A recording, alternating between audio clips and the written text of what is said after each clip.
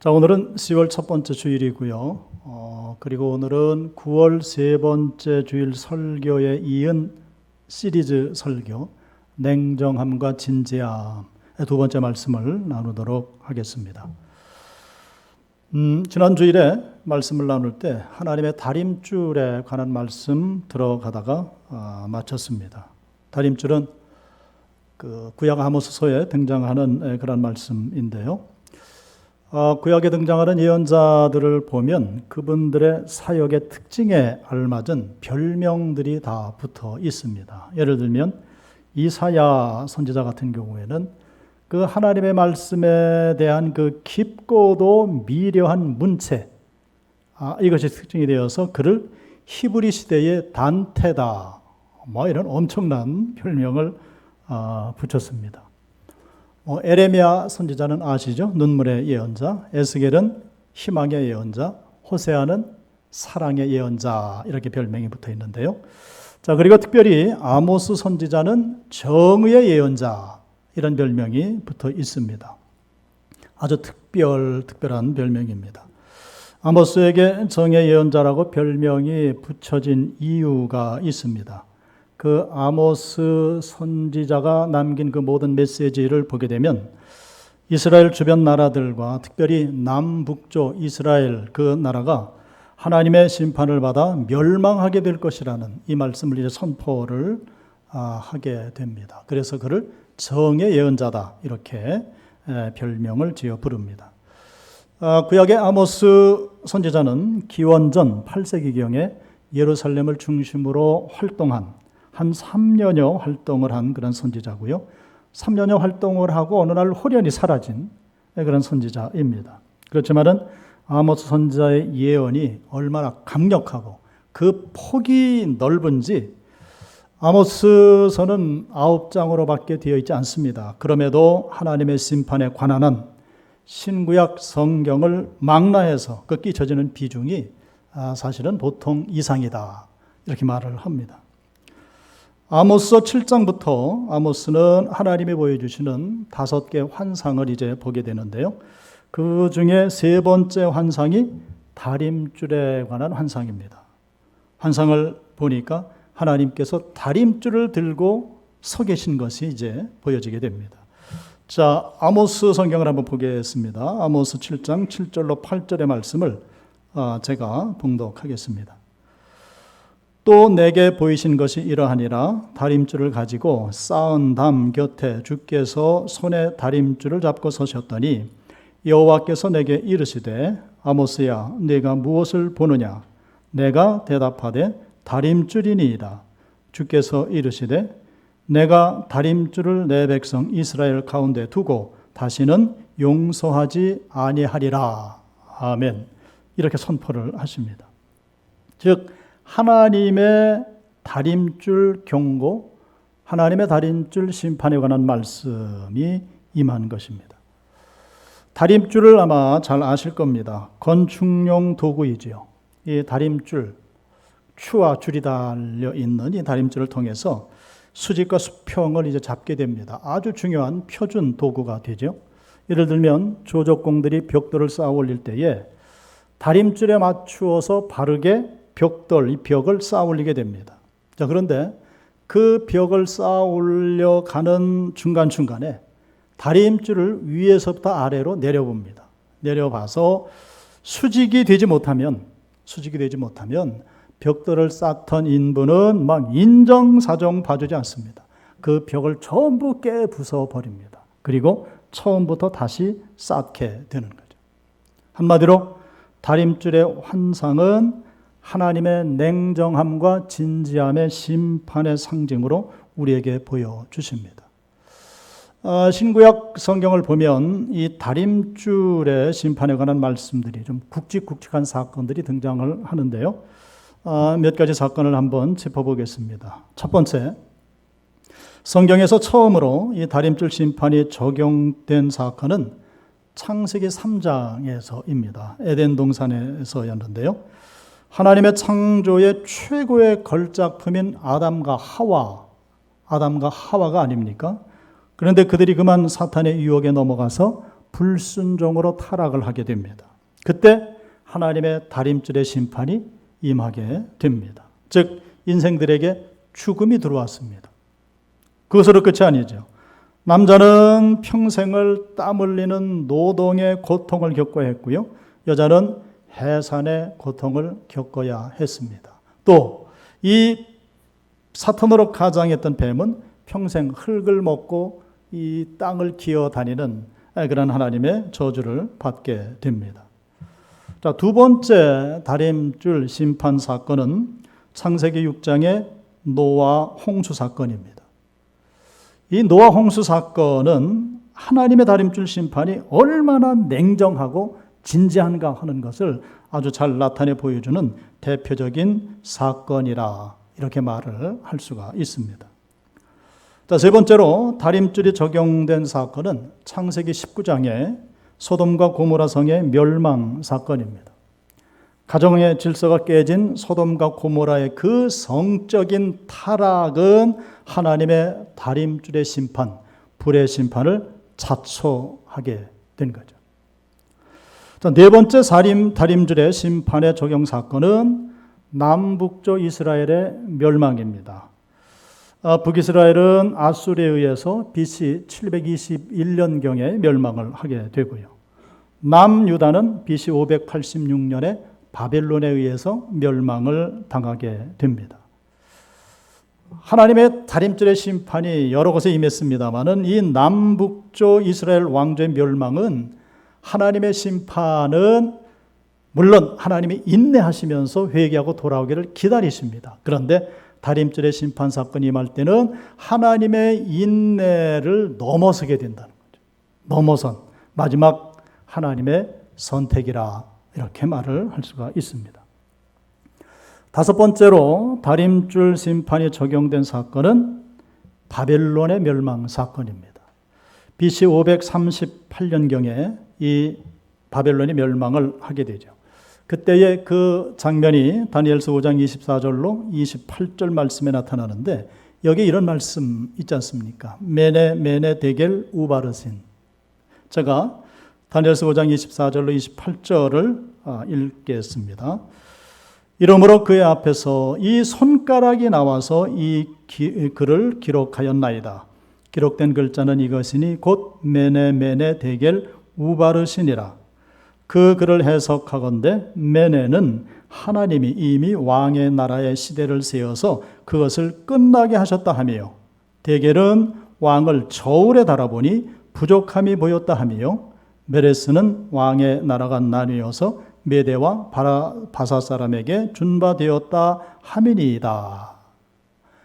이런 다니엘을 통한 하나님의 경고 말씀대로 이 다림줄의 심판이 임해서 바벨론 나라는 이제 멸망하게 되고 우리가 아는 그 바사, 즉 페르시아 나라가 이제 등장을 하게 됩니다. 자, 마지막 여섯 번째 사건은 신약 시대로 넘어옵니다. 대표적 다림줄 적용 사건을 예수님의 달란트 비유에서 찾습니다. 이 달란트 비유는 한마디로 이런 겁니다. 종말론적인 심판의 비유의 말씀이다 하는 겁니다. 예수님 재림하시게 되면 이제 심판을 하시게 될 텐데 그 재림 때 심판하실 심판의 방법 중에 하나가 달란트 비유의 이 말씀이라는 겁니다. 자, 영어에도 탤런트라는 말이 있죠.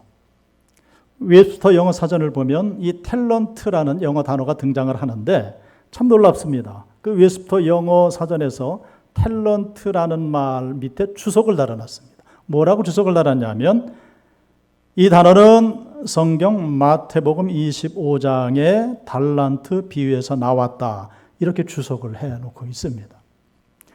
자, 이 달란트라는 말은 이런 의미죠. 어떤 재능 혹은 그 재능을 가진 사람이라는 의미가 있습니다. 자, 그런데 이 달란트 비유는 우리가 일반적으로 알고 있는 그 의미 이전에 아주 네 가지의 중요한 특징이 있다라고 해석을 하는데요. 그 해석은 오늘을 살아가는 저와 여러분들에게 주시는 아주 깊이 있는 그 하나님의 냉정함과 진지함의 영적인 교훈이 숨겨져 있음을 우리가 알게 됩니다. 자, 네 가지 특징을 한번 살펴보겠습니다. 이게 좀 이해를 돕기 위해서 영어로 준비를 했는데요. 한번 보시기 바랍니다. 첫 번째는 for everyone 이란 말입니다. for everyone. 해석을 한번 이렇습니다. 달란트는 누구에게나 모두에게 다 주어져 있다 하는 그런 말입니다. 그래서 for everyone. 탤런트는 어떤 특정한 사람에게만 주어진 것이 아니라 저와 여러분 모두에게 누구나 다 주어져 있는 것이다. 그래서 for everyone 이란 말입니다. 자, 두 번째는 entrusted to all 이란 말을 했습니다. entrusted. 이 말은 달란트 비유 영어 사전을 보면 이 단어를 사용을 했습니다. 이 말은 to all, 모두에게 맡겨주셨다 하는 그런 의미의 단어입니다. 자, 근데 여기서요, 모두에게 맡겨주셨다라는 말은 우리가 일반적으로 생각하는 달란트의 기본 소유 개념과는 이 다른 의미라는 겁니다. 자, 우리에게 각자 있는 달란트는 뭐예요? 내 것이 아니라는 겁니다. 모두에게 달란트를 주셨지만은 그 달란트는 내 것이 아니다. 그 말이에요. 내가 가진 것들이 내 것이 아니다. 나에게 주셨지만은 내 소유가 아니라 내게 있는 달란트도 모두에게 주신 것이다. 내 소유가 아니라는. 요즘 세상에서요, 재능 기부라는 말을 사용을 하는데 그 말이 바로 여기에서 나온 그런 의미죠. 재능 기부. 이 달란트의 그 기본적인 소유 개념이 이 재능 기부로 말미암아서 잘 해설이 되고 있습니다. 자, 우리 나름대로 다 재능이 있지 않습니까? 그 주어지신 그 재능, 달란트가 어떤 분들에게는 물질, 돈이 될 수도 있고요. 어떤 분들에게는 무슨 가르치는 일이 될 수도 있고요. 어떤 분들은 찬양을 잘한다거나 악기를 잘 연주한다거나 어떤 의술이 있다거나 혹은 법률의 전문가라거나 이러한 달란트들이 다 있는데 그것을 내가 가지고 있다고 해서 내 것이 아니라는 겁니다. 그 달란트를 모두에게 사용할 수가 있어야 된다. 그러니까 우리가 생각하는 기본적인 소유 개념이 다른 거죠. 그래서 이것을 entrusted to all, entrusted to all 이라고 이야기를 합니다. 자, 세 번째는 all different라는 그런 말인데 이 말 그대로 해석을 하면 모두 다르다 하는 그런 말이죠. all different, 모두 다르다. 자, 그런데 이 말을 좀 깊이 있게 봐야 됩니다. 이 비유 말씀 중에 보게 되면은 이 all different 이 말이 굉장히 우리가 냉정하고 진지하게 들여다봐야 되는데요. 자, 이렇습니다. 한 달란트 받았던 종이 주인이 오게 되니까 주인 앞에 나옵니다. 땅에 수건에 싸서 묻어두었던 달란트를 그대로 가지고 왔다고 그랬습니다. 그리고 주인에게 당신 것 여기 있습니다. 받으시오. 이렇게 보고를 하지요. 그때 주인이 대응하는 말씀들이 있습니다. 자, 마태복음 25장 28절로 29절입니다. 그에게서 그 한 달란트를 빼앗아 10달란트 가진 자에게 주라. 무릇 있는 자는 받아 풍족하게 되고 없는 자는 그 있는 것까지 빼앗기리라. 이렇게 말씀이 되어 있습니다. 특별히 29절 말씀을 보면 무릇 있는 자는 받아 풍족하게 되고 없는 자는 그 있는 것까지 빼앗기리라 라고 말씀을 하셨는데 여기서 무릇 있는 자 그리고 없는 자 이렇게 말씀이 되어 있는데 성도 여러분, 무엇이 있고 무엇이 없다는 그런 말씀입니까? 우리는 그냥 쉽게 달란트지요 이렇게 말을 하는데요. 달란트가 아니라는 겁니다. 무엇이 있고 무엇이 없는가? 그러니까 2달란트, 5달란트 받은 자에게는 있었는데 1달란트 받은 자에게는 없는 것이 있다는 겁니다. 그게 무엇입니까? 소위 크리에이티브라는 겁니다. 창조력이라는 겁니다. 자, 1달란트 받았던 자에게 대한 주님의 평가가 마태복음 25장 26절로 27절에 있습니다. 자, 제가 읽습니다. 자, 그 주인이 대답하여 이르되 악하고 게으른 종아, 나는 심지 않은 데서 거두고 해치지 않은 데서 모으는 줄로 네가 알았느냐?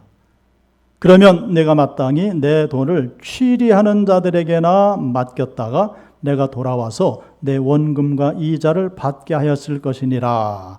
이렇게 말씀을 합니다.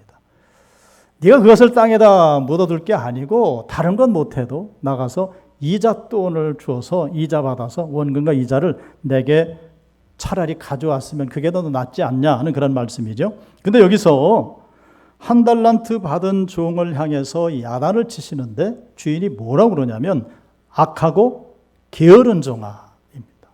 악하고 게으른 종아. 첫째, 왜 이 한 달란트 받은 자를 향해서 악하다고 말씀을 하셨는가? 이것은요, 공평하신 하나님을 거부했기 때문이라 하는 겁니다. 성도 여러분, 기억하시기 바랍니다. 세상에서는 평등을 얘기합니다. 그런데 하나님은 평등하신 하나님이 아니시고요. 하나님은 공평하신 하나님이시라는 겁니다. 여기서 all different라는 말이 해석이 되는 건데요.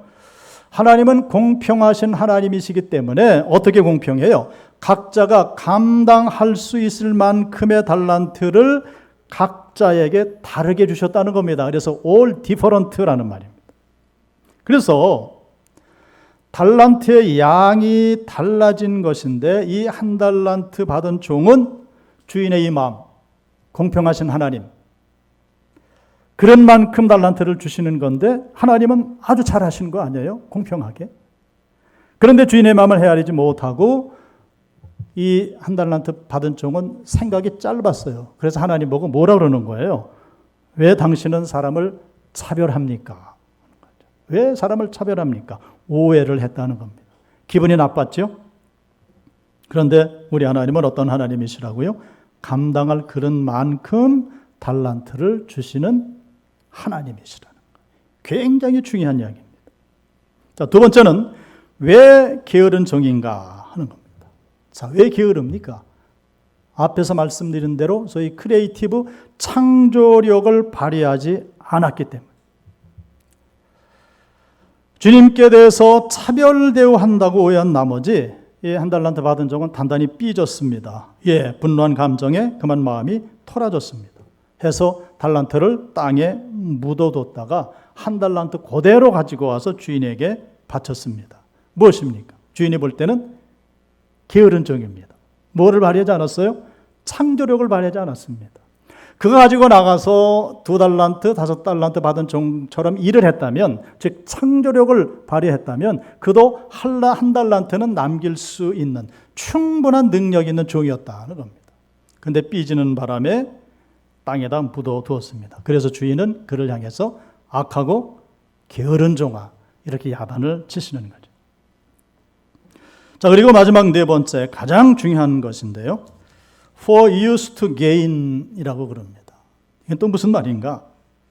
성도 여러분, 한 달란트 그리고 2달란트, 5달란트 사이의 차이는 무엇인가를 우리가 이제 알아야 됩니다. 뒤에서도 자본주의를 이야기하려고 그러는데요. 성도 여러분, 이 자본주의는 참 좋은 겁니다. 그렇죠? 자본주의는 참 좋은 겁니다. 그런데 자본주의를 잘못 받아들이게 되면 이게 나를 망하는 일이 된다는 겁니다.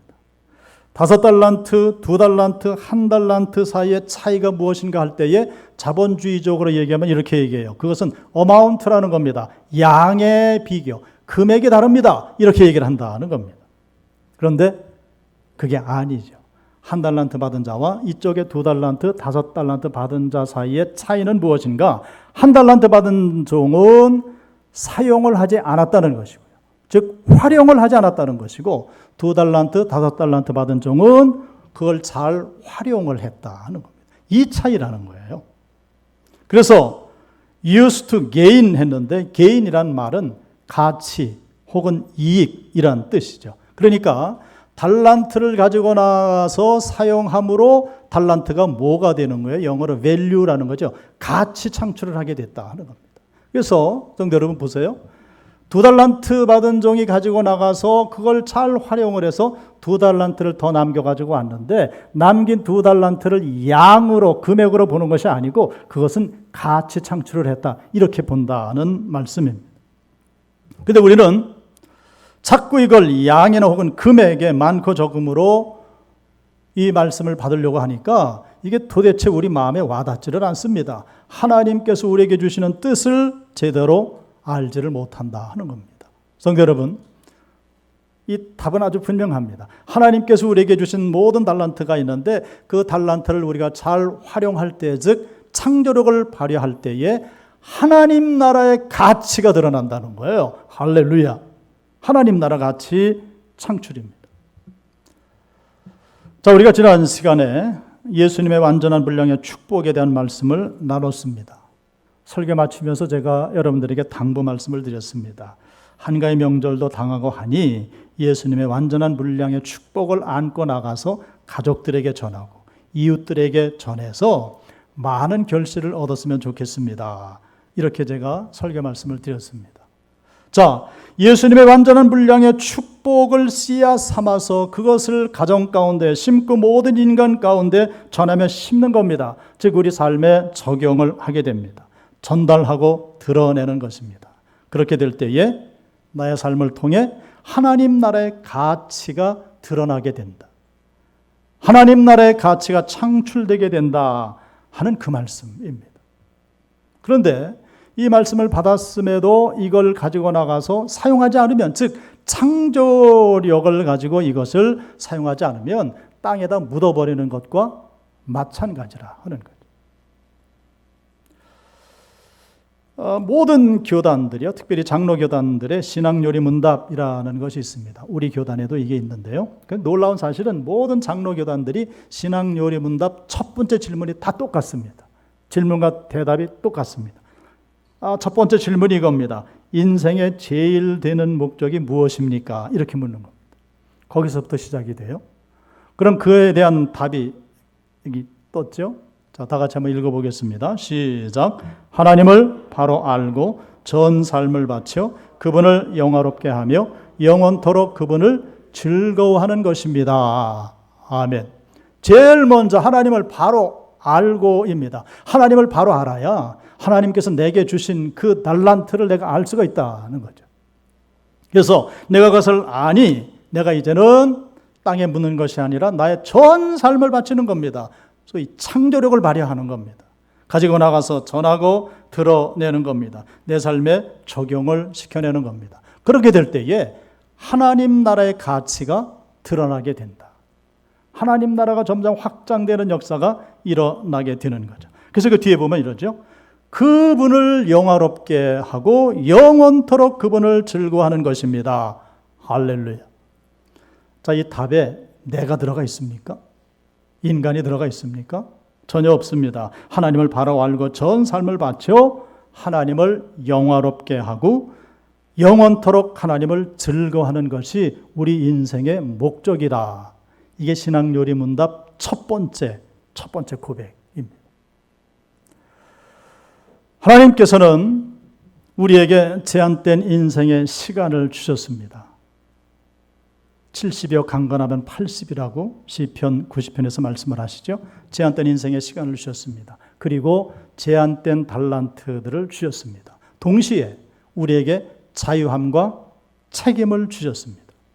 그리고 하나님은 마지막 때에 다림줄로 회개를 하시겠다는 겁니다. 가려 계산을 해보시겠다는 겁니다. 이게 다림줄 심판이시라는 거죠.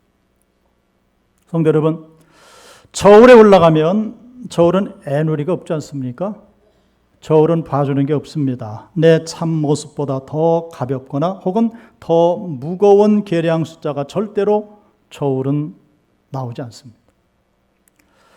우리가 우리 자신을 냉정하고 진지하게 바라보지 않으면 죄와 잘못에 대한 회개나 깨달음 할 수가 없고요. 더 나아가 하나님의 뜻을 알 수가 없습니다. 우리에게 주신 하나님의 달란트를 알 수가 없습니다. 하나님 나에게 주신 기회, 그 기회를 선택할 수 있는 소위 옵션, 이것도 알 수가 없는 것입니다. 자, 그런데 답답한 일은 무엇입니까? 사람들이 회개를 하지 않는다는 겁니다. 왜 회개를 하지 않는가? 첫째, 냉정하고 진지하게 자기 자신을 바라볼 기회를 가지지 못하기 때문에. 이거 제가 직접 체험한 일인데요. 어느 집사님이 아무리 제가 봐도 기도 생활을 열심히 해야 될 텐데 기도 생활을 하지를 않습니다. 그래서 한 번은 제가 물었습니다. 집사님, 왜 그렇게 기도 생활을 하지 않습니까? 그랬더니 그분 대답이 기가 막힙니다. 제가 하나님 앞에 나가 기도하면 꼭 회개의 영을 부어주실 것 같습니다. 그럼 회개를 해야 될 것이고요. 그러면은 아마 반드시 하나님은 나를 저 목회자 하라고 신학대학원으로 그냥 밀어 넣으실 것 같습니다. 그래서 제가 기도를 안 합니다. 참 기가 막히지 않습니까? 자, 여러분들은 왜 기도하지 않습니까? 그러면 뭐라고 답변을 하시겠습니까?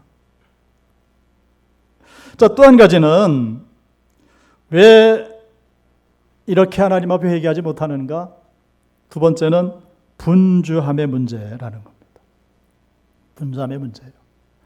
칼 쿠스타프 융이라고 하는 심리학자, 아주 유명한 심리학자가 있는데요. 이분이 이런 말을 했습니다. 마귀가 우리를 분주하게 하는 것이 아니고 분주함 자체가 마귀다. 이분이 목사님 아드님이셨거든요.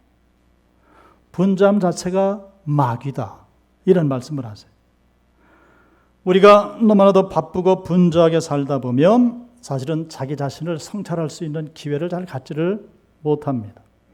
사실은 이렇게 바쁘고 분주하면 분주할수록 냉정하고 진지하게 살지 못하면 못할수록 우리는 더욱더 주님을 기억하고 주님 앞으로 가까이 나아가야 되겠지요. 그래서 성숙한 믿음을 지켜낼 수가 있습니다. 그래서 이렇게 얘기할 수 있습니다. 믿음이 정직한 자기 파악을 가능하게 한다. 그래서 우리에게는 믿음 생활이 중요하다 하는 겁니다. 우리는 그래서 하나님 신자에서 신본주의 삶을 날마다 살아가야 되지 않습니까? 그런데 신본주의 삶을 살아가지 못하면 신자 대신에 무엇이 그 자리를 차지합니까? 인자가 차지한다는 거예요. 인본주의 삶을 추구하게 된다. 하나님을 바라보기보다는 사람을 자꾸 의식을 하는 겁니다. 자, 그런데 더 무서운 일이 있습니다. 하나님 중심의 신본주의를 살지 못하면 또 하나가 우리를 공격하게 되는데 소위 자본주의라는 겁니다. 자본주의는 잘 사용하면 굉장히 좋은 겁니다. 그런데 자본, 자자가 무슨 자자입니까? 재물 자자 아닙니까? 즉 돈 자자입니다. 돈이 근본이 되는 그러한 삶, 그렇게 자본주의로 흘러가게 되면 이게 망하는 길이라는 거죠. 그래서 오죽하면 천민자본주의라는 말이 다 나왔겠어요. 로마서 12장 3절은 이렇게 말씀을 하십니다. 내게 주신 은혜로 말미암아 너희 각 사람에게 말하노니 마땅히 생각할 그 이상의 생각을 품지 말고 오직 하나님께서 각 사람에게 나누어 주신 믿음의 분량대로 지혜롭게 생각하라. 아멘. 이렇게 말씀을 주십니다.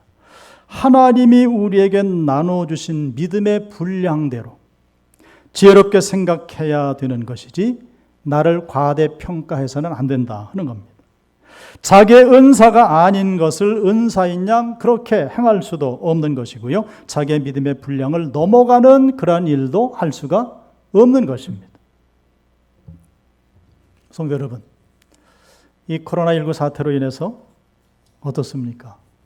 목사 입장에서는 한국 교회의 이 진면목이 전부 바닥부터 다 드러난 것이 아닌가. 어느 목사님 그런 글을 페이스북에 올렸어요. 교회 청년이 군대를 가게 됐는데 목사님께 교회를 찾아와서 안수기도를 받고 군대를 갔습니다. 근데 군대 가가지고 그의 행적을 모두 추적을 한 겁니다. 보니까 교회 갔다 왔어요.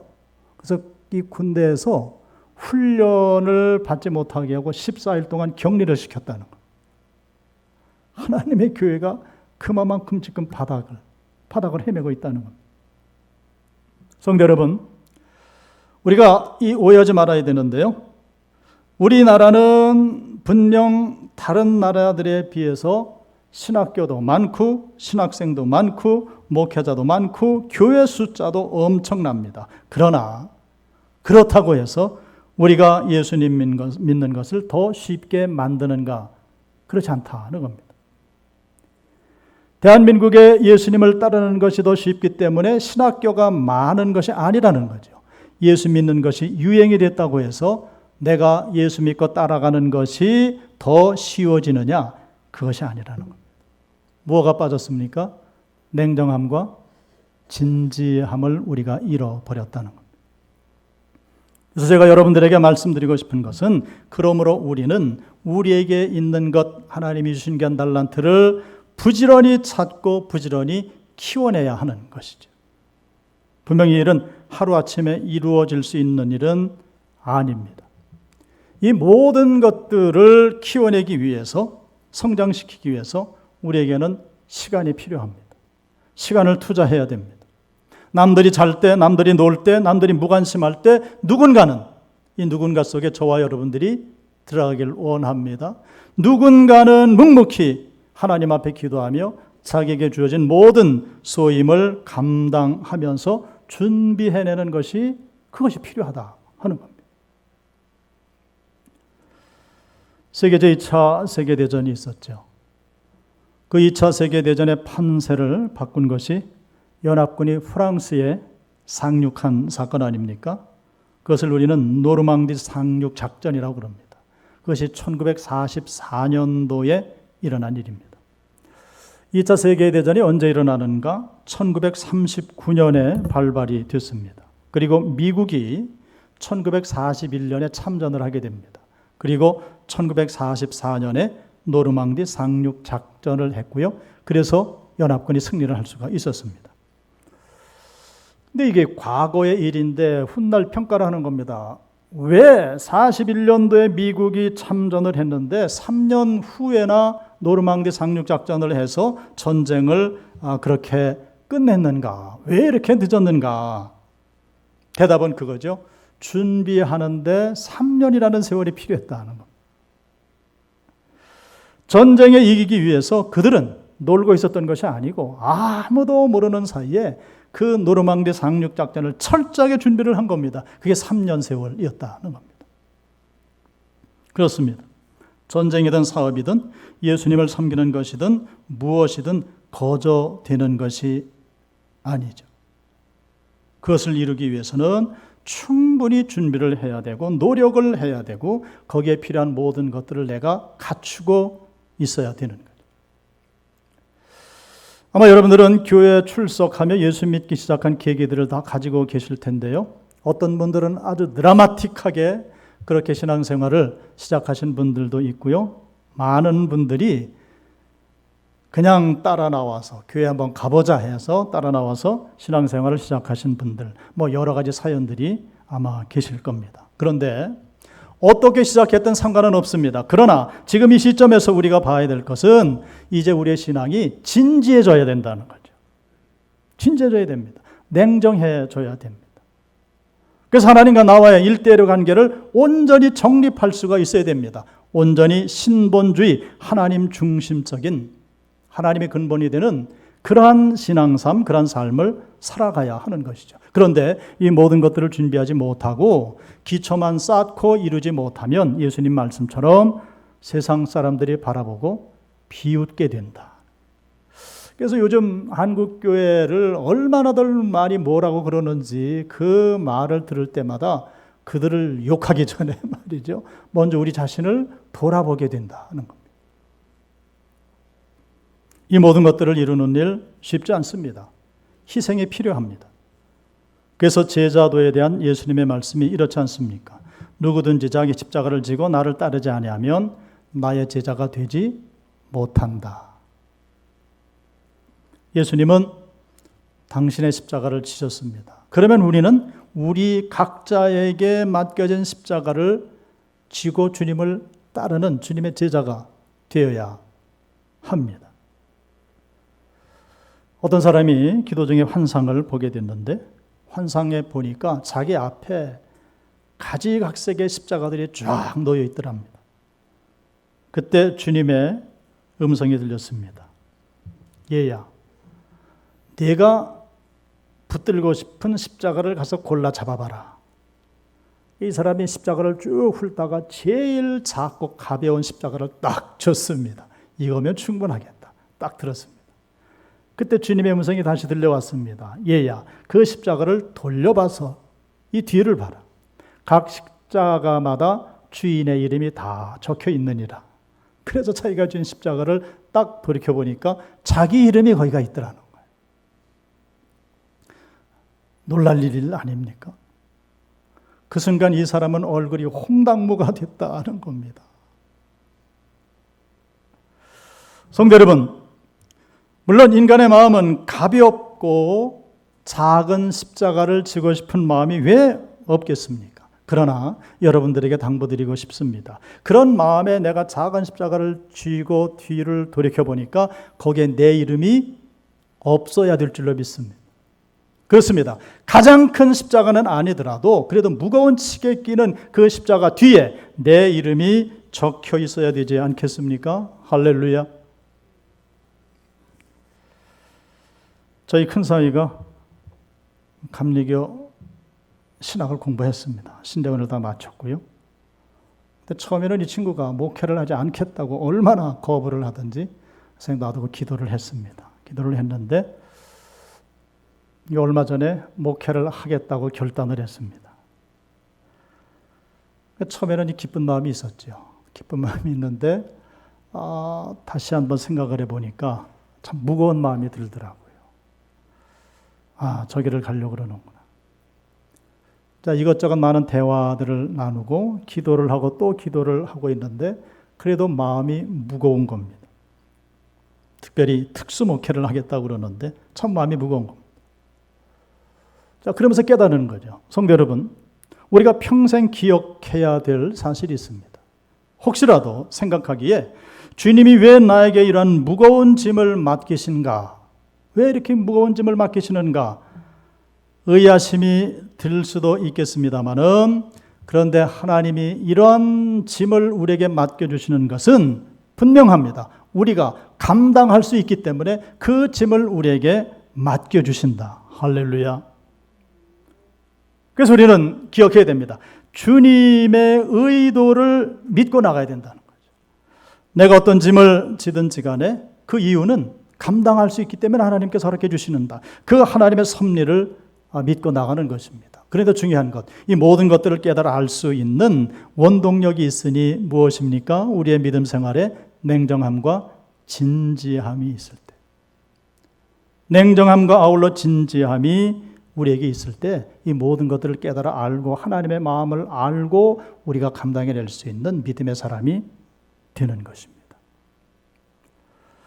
자, 오늘 본문의 말씀을 우리가 교독하시기를 원합니다. 이 말씀 가운데 오늘 설교 내용들이 다 들어가 있는데요. 말씀을 교독하심으로 설교를 마치겠습니다. 제가 먼저 27절을 읽습니다. 오직 너희는 그리스도의 복음에 합당하게 생활하라. 이는 내가 너희에게 가보나 떠나 있으나 너희가 한 마음으로 서서 한 뜻으로 복음의 신앙을 위하여 협력하는 것과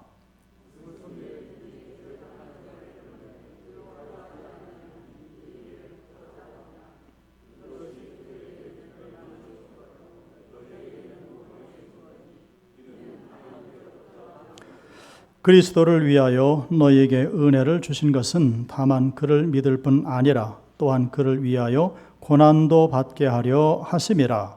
너희에게도 그와 같은 싸움이 있으니 너희가 내 안에서 본 바요 이제도 내 안에서 듣는 바니라. 아멘.